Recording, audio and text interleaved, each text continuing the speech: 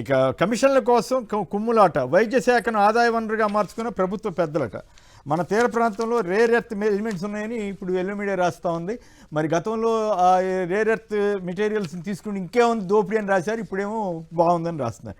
గంజాయి గుప్ చిప్గా అంట మన ఈ మన్యం ఏరియాలో, ఏజెన్సీ ఏరియాలో చాలా దారుణంగా ఉంది.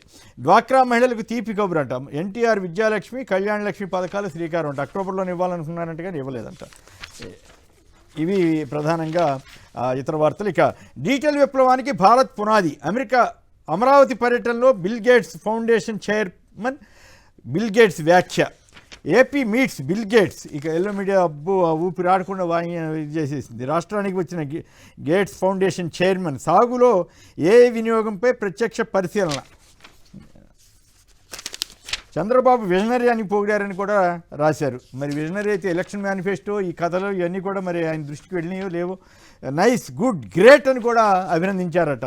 ఎల్లో మీడియా శరభ అంటూ ఉత్సాహంగా రాసింది.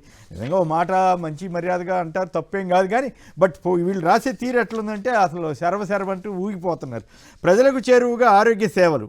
డిజిటల్ విప్లవంలో చంద్రబాబుది కీలక పాత్రని బిల్ గేట్స్ అన్నారట. మోడీ గారు పోయిందనమాట. ఇక పివిఎస్ శర్మ గారు కానీ ఇంకా కొంతమంది నెటిజన్లు తీవ్రమైన విమర్శలు చేస్తున్నారు. ఎందుకంటే అమెరికాలో జెఫ్రీ అన్న ఆయనది అబ్స్టెంట్ ఫైల్స్ అని వస్తూ ఉంది కదా, వాటిల్లో లైంగిక వేధింపులు, ఈ గొడవల్లో బిల్ గేట్స్ పేరు ప్రస్తావనకు రావటం, దాని మీద ఈయన విచారం వ్యక్తం చేయటం, ఇవన్నీ జరిగిన నేపథ్యంలో కొంచెం అభ్యంతరకర పదాలు వాడినందున అది మొత్తం నేను చదవట్లేదు కానీ బట్ చాలా తీవ్రంగా మాట్లాడుతున్నారు. మరోవైపు వ్యవసాయం ఎక్కడంటూ సాక్షి ఇవాళ కథనం ఇచ్చింది. ఉండవల్లిలో ఈయన వెళ్ళారట. మరి ఆ ఏరియా మొత్తం లక్షల ఎకరాలు వ్యవసాయం లేకుండా చేస్తున్న సంగతి బిల్ గేట్స్కి తెలియదేమో. యూరియా సమస్య ఇవన్నీ కూడా ఉన్నాయి. ఇక బిల్ గేట్స్ సంబంధించి ఒక వ్యక్తిగతమైన విషయాన్ని ఎల్లో మీడియానే రాసింది. అది కూడా నేను చదవట్లేదు, ఎందుకంటే గేట్స్ మీద మనం అట్లాంటివి చదవటం నాకు ఆసక్తి లేదు కాబట్టి. రైట్. ఇక నెటిజన్లు అయితే రకరకాల, కొందరైతే బిల్ గేట్స్ క్విట్ ఇండియా అని కూడా హ్యాష్ ట్యాగ్ పెట్టి మరీ చేశారట. దానికి కారణం వ్యాక్సిన్, ఈయన చేసినటువంటి వ్యాక్సిన్, ఇతరత్ర విషయాల కారణంగా. రామ్నాథ్ గారు చెప్పండి, బిల్ గేట్స్ రావటం వల్ల ఆంధ్రప్రదేశ్కి ఏమన్నా ప్రయోజనం కలిగిందా? వ్యవసాయ క్షేత్రాల్లో ఇంతకుముందు ఎప్పుడు అసలు డ్రోన్లు ఎప్పుడు వాడినట్లు, అసలు డ్రోన్లు అనేవి ఆంధ్రప్రదేశ్కి తెలియనట్లు, ఆ స్థాయిలో ఉన్నాయని కూడా వచ్చి ఇక్కడ మాట్లాడటం ఏంటి? వ్యవసాయాన్ని ఓ పక్కన రాజధానిలో మొత్తం ఖతం చేస్తున్నారనేటువంటి విమర్శ సర్వత్రా ఉంది కదా, అక్కడికి వెళ్ళేదో బ్రహ్మాండంగా ఉందని చెప్పటం కానీ. సో ఓవరాల్గా బిల్ గేట్స్ పర్యటన మీద మీ కామెంట్ ఏంటి? ఇప్పుడు కొమ్మినేని గారు, బిల్ గేట్స్ గారు ఏపీకి వస్తూ ఉంటే ఎక్కడ సానుకూలత లేదు. పైగా కొంతమంది బహిరంగంగానే ఆయన నేపథ్యాన్ని ప్రస్తావిస్తూ వ్యతిరేకిస్తూ ఉన్నారు.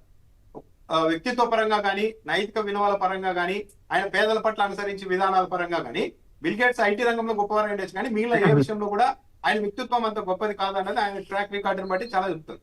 కానీ బిల్ గేట్స్ గారు కొన్ని విషయాలు గమనిస్తే సరదాగా, బిల్ గేట్స్ గారు ఏపీకి వచ్చినప్పుడు దీన్ని ఎలా ప్రమోట్ చేసుకుంటున్నారు తెలుగుదేశం పార్టీ వాళ్ళు అన్నది కూడా చూస్తే, నారా లోకేష్ గారు ఓ ట్వీట్, తెలుగుదేశం పార్టీ కార్యకర్త ఒక ట్వీట్ పెట్టారు. రాత్రి క్రికెట్ మ్యాచ్ చూశారు, తెల్లవారేసరికి బిల్ గేట్స్ దగ్గరికి వెళ్ళిపోయారు నారా లోకేష్ గారు అని ఒక ట్వీట్ పెడితే, దాన్ని ఆయన రీట్వీట్ చేస్తూ మీరు నమ్మరు కానీ నేను 3 గంటలు మాత్రమే నిద్రపోయాను అని ఒక ప్రచారం చేసుకున్నారు. క్రికెట్ మ్యాచ్ కి వెళ్ళి నారా లోకేష్ గారు పదే వెళ్తున్నారు ఎందుకో కానీ, వెళ్ళి అక్కడ తన టీషర్ట్ మీద కూడా లొకేషన్ రాయించుకొని ఆ ఫోటోని కూడా మళ్ళీ షేర్ చేసుకున్నారు. అంటే ఒక విధంగా ప్రమోట్ చేసుకుంటున్నారు ఈ పర్యటన కూడా. అంటే చూడండి, 3 గంటలు మాత్రమే నిద్రపోయి, నిజంగా బిల్ గేట్స్ వస్తున్నప్పుడు షెడ్యూల్ అంత టైట్ గా ఉన్నప్పుడు క్రికెట్ మ్యాచ్ చూసేందుకు వెళ్లకుండా ఉండాల్సింది. దాంతో పాటు గతంలో ఆదాని గారు వస్తే ఆంధ్రజ్యోతి మీడియా సంస్థలో డైరెక్టర్ రాశారు, ఆదానికి జీ హుజూర్ రాచమర్యాదలు చేశారు, ఎయిర్పోర్ట్ కి వెళ్లి మరీ తీసుకొని వచ్చారు, అంత అవసరమా అని రాశారు. నిన్న ఏకంగా మంత్రులు వెళ్ళిపోయి బిల్ గేట్స్ గారికి స్వాగతం పలికారు. దాన్ని మాత్రం అద్భుతం, ఘన స్వాగతం అని రాస్తూ ఉన్నారు.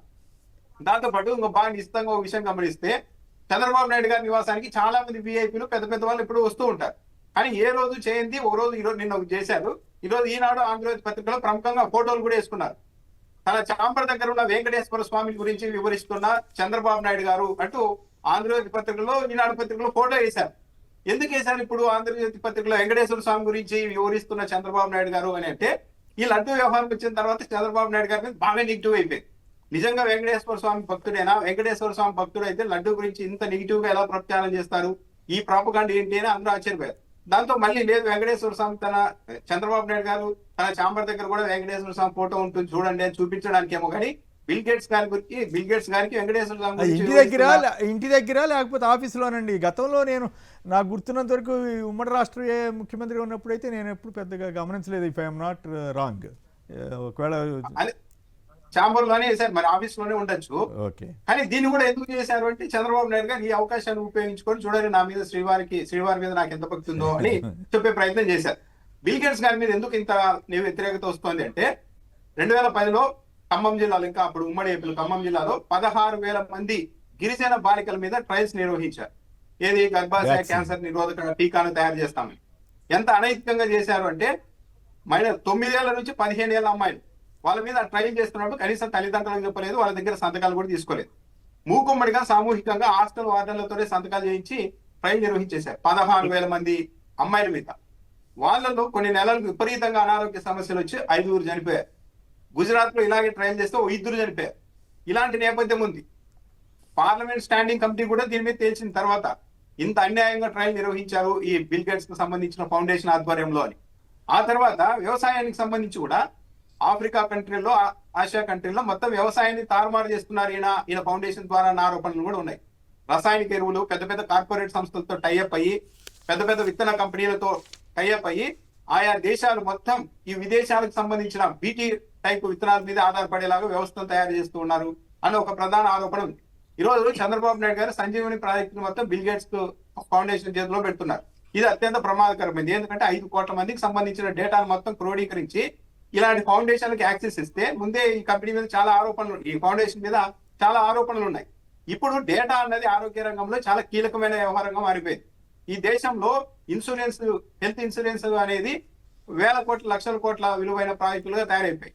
ఈ డేటాని ఇలాంటి ఫౌండేషన్ల ద్వారా ఇన్సూరెన్స్ కంపెనీలు ఒకసారి యాక్సెస్ చేశాయనుకోండి, ముందే మొత్తం ప్రొఫైల్ అంతా చూసుకొని చాలా మందికి ఇన్సూరెన్స్ పాలసీలు ఇచ్చేందుకు కూడా నిరాకరిస్తాయి. లేదంటే ఎక్కువగా ప్రీమియం చెల్లించండి అని డిమాండ్ చేయడానికైనా అవకాశం ఉంటుంది.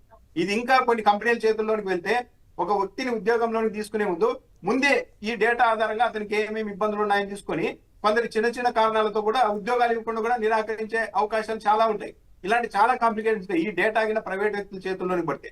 అలాంటిది ఈ డేటాని మొత్తం ఈ ఫౌండేషన్ చేతిలో చంద్రబాబు నాయుడు గారు ఎందుకు పెడుతూ ఉన్నారు?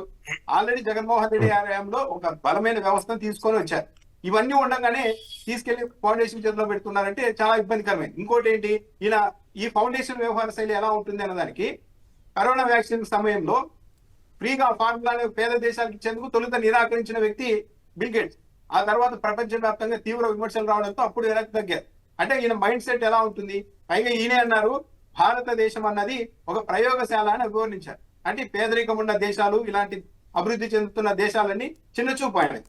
అంటే ఇక్కడ మనం ఎలాంటి ప్రయోగాలు చేసుకోవచ్చు, మనం తయారు చేసే వ్యాక్సిన్ మందులన్నీ వీళ్ళ మీద వాడచ్చు అనేదంతా చేశారు.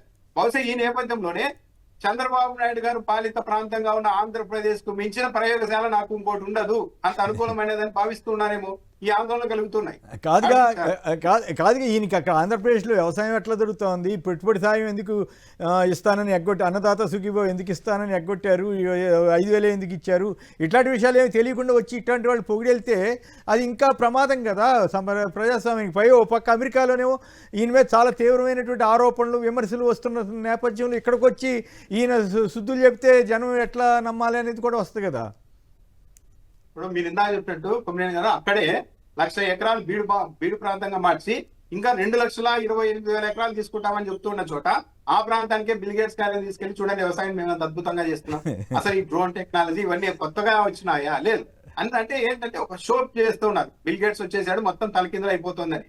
ఏం లేదు, ఆయన కూడా ఇప్పుడు ఆయన మీద చాలా ఆరోపణలు ఉన్నాయి. ఆయన వ్యక్తిగతంగా వచ్చిన ఆరోపణలు జెఫ్రీ ఫైల్స్ లో చూస్తే ఎంత దారుణం. రష్యా అమ్మాయిలతో సంబంధాలు పెట్టుకొని లేనిపోనివన్నీ వచ్చాయి ఆయనకి. ఆ క్రమంలో భార్యను కూడా మోసం చేసే ప్రయత్నం చేశాడు. చాలా ఉన్నాయి. ఇలాంటి వ్యక్తిత్వం ఏ ప్రభుత్వం అయినా సరే ఒకవేళ జగన్మోహన్ రెడ్డి ఈయన తీసుకొని వచ్చింటే ఇవి హైలైట్ చేసేవాళ్ళు మొత్తం. ఈ పార్టీ రచ్చరచ్చ చేసిండేవాళ్ళు కాదు, చంద్రబాబు గారు ప్రెస్ కాన్ఫరెన్స్ మరి ఇచ్చేవాళ్ళు. ప్రచారం చేశాం. రైట్. రాజీవ్ పరిస్థితుల్లో కంప్లీట్ అయిందండి. రామ్నాథ్ గారు కంప్లీట్ అయింది. రైట్. రాజీవ్ చెప్పండి, ఏమిటి విజనరీగా పొగిడారంట, ఎల్లో మీడియా రాసుకుంది, ఓ బ్రహ్మాండం బజిగోయింది. నిజంగా రాష్ట్రానికి ఏమైనా ఉపయోగం? మరోవైపు అమెరికాలో అప్రతిష్ట పాలే ఏపీలో ప్రతిష్ట పొందుతాడా గేట్స్ గారు? ఆ గేట్స్ గారిని తీసుకొచ్చి చంద్రబాబు గారికి కూడా కాస్త ప్రతిష్ట పెరుగుతుందా? సార్, చంద్రబాబు గారికి ప్రపంచంలోనే బాగా ఇష్టమైన సిటీ పబ్లిసిటీ. అలాగే చంద్రబాబు గారు రాజకీయంగా పాటించే అతి గొప్ప ఆచారం ప్రచారం. చంద్రబాబు గారికి తెలిసిన ఎమోషన్ ప్రమోషన్. దేన్నైనా ఎవరినైనా తీసుకొచ్చి తన అప్లిఫ్ట్మెంట్ కోసం, తన ప్రచారం కోసం వాడుకోవడంలో చంద్రబాబు నాయుడు గారి అందవేసినటువంటి చెయ్యి. ప్రయోగించి మరీ చెప్పావబ్బా. ఇది వాస్తవం కదా సార్. బిల్ గేట్స్ గారు వచ్చారు, ఓకే సరే, ఆయన మీద ఉన్నటువంటి వ్యక్తిగత ఆరోపణలు, ఆయన సంస్థ మీద వచ్చినటువంటి ఆరోపణలు, లేదా ఇదే సోకాల్డ్ ఎల్లో మీడియా ఆయనకి వ్యక్తిగతంగా ఉన్నటువంటి వ్యాధుల గురించి రాసినటువంటి వ్యాసాలు, వ్యయ ప్రయాసాలు అవన్నీ పక్కన పెడితే, బిల్ గేట్స్ గారు రావడం వల్ల ఆంధ్రప్రదేశ్ రాష్ట్రానికి ఒరిగింది ఏమిటి? ఈ రాష్ట్ర యువతకి కలుగుతున్నటువంటి ఉపాధి అవకాశాలు ఏంటి? లేదా ఆయన పెడతానన్నటువంటి పెట్టుబడులు ఏంటి? కేవలం బిల్ గేట్స్ లాంటి వ్యక్తిని కూడా ఒక ఇన్స్టా ఇన్ఫ్లుయెన్సర్ మాదిరి మీరు తెచ్చుకుని రెండు పొగడ్తలు ఆయనతో పోడించుకుని, ఆయన 2 పొగిడితే మీ తాలూకా తోకపత్రికలు 2000 పొగడ్తలు రాసేసి ఈ పొగడ్తల మణిహారం కోసం చేసుకున్నటువంటి పొలిటికల్ ఈవెంట్ తప్పితే ఇది ఇంకొకటి కాదు. రెండవ అంశం ఏంటంటే, గతంలో బిల్ గేట్స్ కి మైక్రోసాఫ్ట్ అన్నా, కంప్యూటర్ అన్నా అన్ని నేనే అని చెప్పినటువంటి ఇదే మహానుభావుడు ఏ రోజైనా, ఇప్పుడు ఈయన ఆంధ్రప్రదేశ్ రాష్ట్రానికి గతంలో 14 నుంచి 19లో 5 ఏళ్ళు ముఖ్యమంత్రి, ఇప్పుడు 2 ఏళ్ళు. ఈ 7 ఏళ్ల కాలంలో నిజంగా బిల్ గేట్స్ దీనికి అంత సత్సంబంధాలు ఉంటే, బిల్ గేట్స్ నిజంగా అతని కోసం అంత ఇది చేసి ఉంటే, ఈ 7 ఏళ్ల కాలంలో ఆంధ్రప్రదేశ్ రాష్ట్రంలో మైక్రోసాఫ్ట్ ఎందుకని పెట్టుబడులు పెట్టలేదు? ఎందుకని తన సంస్థను ఇక్కడ నెలకొల్పలేదు? ఎందుకని ఈ ప్రాంత ఉద్యోగాలకు ఉద్యోగ అవకాశాలు కల్పించలేదు? అంటే పెట్టుబడులు పెట్టినంత మాత్రాన చంద్రబాబు నాయుడు గారు గొప్పవారని కాదు. అక్కడ హైదరాబాదు స్వాభావిక అవకాశాల వల్ల, అంతకు ముందున్నటువంటి ముఖ్యమంత్రులు చేసినటువంటి పనితనం వల్ల, మరీ ముఖ్యంగా వైఎస్ రాజశేఖర రెడ్డి గారు లాంటి మహానుభావులు చేసినటువంటి గొప్ప సంస్కరణ వల్ల అక్కడ హైదరాబాద్ లో డెవలప్ అయింది తప్ప చంద్రబాబు నాయుడు వల్ల కాదు. చంద్రబాబు నాయుడు గారి టాలెంట్ అయితే ఈ పాటికి 7 ఏళ్లలో ఆంధ్రప్రదేశ్ రాష్ట్రంలో ఏదో జరిగి ఉండాలా. ఎందుకంటే ఆయన 14 ఏళ్ళ ముఖ్యమంత్రి అని చెప్తాడు కదా, అందులో 7 ఏళ్ళు ఇక్కడ తీసి ఇంకా 7 ఏళ్ళలో మరి అక్కడ అవ్వలేదు, అక్కడ అయ్యింది ఇక్కడ ఎందుకు అవ్వట్లేదు అంటే అది చంద్రబాబు నాయుడు గారి కృషి వల్ల కాదు. నెంబర్ 1. నెంబర్ 2, బిల్ గేట్స్ గారికి సంబంధించి అనేకమైనటువంటి ఆరోపణలు వస్తా ఉన్నాయి. సరే, ఆయన వ్యక్తిగత్వానికో లేదా ఆయన వయసుకో సంబంధించి అటువంటి నేను మాట్లాడడం గౌరవప్రదం కాదు కాబట్టి, పార్లమెంటరీ భాష అంతకన్నా కాదు కాబట్టి నేను ఆ జోలికి పోవట్లేదు. కానీ ఖచ్చితంగా రాష్ట్రం ప్రజల తాలూకా డేటాను ఆయన చేతుల్లో పెట్టినప్పుడు 1-2 సార్లు ఆలోచించుకుని ముందుకు వెళ్లాల్సినటువంటి బాధ్యత ప్రభుత్వం మీద ఉందని తెలియజేస్తూ లాస్ట్ గా 2 విషయాలు చెప్పి ముగిస్తాను సార్. బిల్ గేట్స్ అంటే ఒకప్పుడు చాలా గౌరవం, చాలా ఇదని ఉండేది, ఉన్నత స్థాయి. కానీ ఇప్పుడు ఎప్పుడైతే అబ్స్టైన్ ఫైల్స్ ఇవన్నీ వచ్చినాయో అప్పుడు న్యాచురల్ అమెరికాలోనే ఆయన మీద గౌరవం తగ్గి, మైక్రోసాఫ్ట్ యొక్క షేర్ వాల్యూ అదేదో నష్టం అంటారంట కదా, 32 లక్షలు 36 లక్షలు నష్టం వచ్చిందని పేపర్లో వార్తలు వచ్చాయి. మీకు ఒక విషయం చెప్తాను సార్. ఈ రోజు సో కాల్డ్ పచ్చ మీడియా అంత పూర్తి రాసే కదా, బిల్ గేట్స్ గారు వచ్చారు, అది చేశారు, ఇది చేశారని. Ask them to go to X లోకి వెళ్ళమని చెప్పండి. ఎక్స్ లో బిల్ గేట్స్ క్విట్ ఇండియా అనే ఒక ట్రెండింగ్ హ్యాష్ ట్యాగ్ ట్రెండింగ్ నడుస్తుంది. ఎక్స్ లో bill gates should be arrested అనే ట్విట్టర్ ట్రెండింగ్ నడుస్తుంది. సో అవన్నీ వాస్తవాలు. మీడియా ఏదో పచ్చ మీడియా చెప్పిందని మాత్రాన అబద్ధాలు నిజాలు అయిపోవు కదా. ఇక్కడ ఖచ్చితంగా సోషల్ మీడియా అనేది ఒకటి ఉంది, ప్రజలందరికీ వాస్తవాలు తెలుసు. అయితే ఆయన గురించి, ఆయనకున్న వ్యాధుల గురించి రాసినటువంటి పచ్చ మీడియా అయ్యని మనం ప్రస్తావించడం మనకు నోరు చల్లం. కానీ బిల్ గేట్స్ గొప్పవాళ్ళని నా ఉద్దేశం కాదు. ఆయన అంటే పూర్తిగా గొప్పవాడు కాదని అంటానికి వీల్లేదు, కానీ గొప్పవాడే. కానీ గొప్పవాడైనప్పుడు కూడా ఆయనకున్న బలహీనతలు, ఆయన చేసినట్టు ఆయన మీద వచ్చినటువంటి విమర్శలు ఇవన్నీ చూసినప్పుడు కొంచెం ఇబ్బందిగానే. సార్, 2 అంశాలు వేరే ప్రస్తావిస్తాను సార్. ఒకటి, తెలంగాణ తొలి ముఖ్యమంత్రి గౌరవ కేసీఆర్ గారికి వైఎస్ఆర్ కాంగ్రెస్ పార్టీ తరఫున హృదయపూర్వక జన్మదిన శుభాకాంక్షలు తెలియజేస్తే ఆయన ఆరోగ్యాలతో ఉండాలని చెప్పి మనస్ఫూర్తి కోరుకుంటున్నాను. 2, కిరాక్ ఆర్పి అనేటువంటి వ్యక్తి గురించి సార్. అట్లాంటి పిచ్చి అన్ని మనకు వద్దండి. అంటే బొత్స సత్యబాబు గారి గురించి కూడా మా ఉత్తరాంధ్ర ప్రాంత యాస ఆయన మాట్లాడతాడు సార్. మా ఉత్తరాంధ్రలో ఆ మాత్రం యాస ఉంటది. మా యాసను తీసుకొచ్చి కూడా ఆయన వ్యక్తిత్వ హననం చేస్తూ, ఆయన బాడీ షేమింగ్ చేస్తూ, అంటే నేను ఒకటే అడుగుతున్నా నారా లోకేష్ గారిని, బొత్స సత్యబాబు గారు ఎట్ హోమ్ కార్యక్రమంలో కలిస్తే వచ్చి కరచలనం చేసినటువంటి మీరు ఈ విధంగా బొత్స సత్యనారాయణ గారిని కిరాకార్పి లాంటి పెట్టి తిట్టించడం ఎంతవరకు మీకు సవ్వని అడుగుతున్నా. చాలా తిట్టిస్తున్నారు.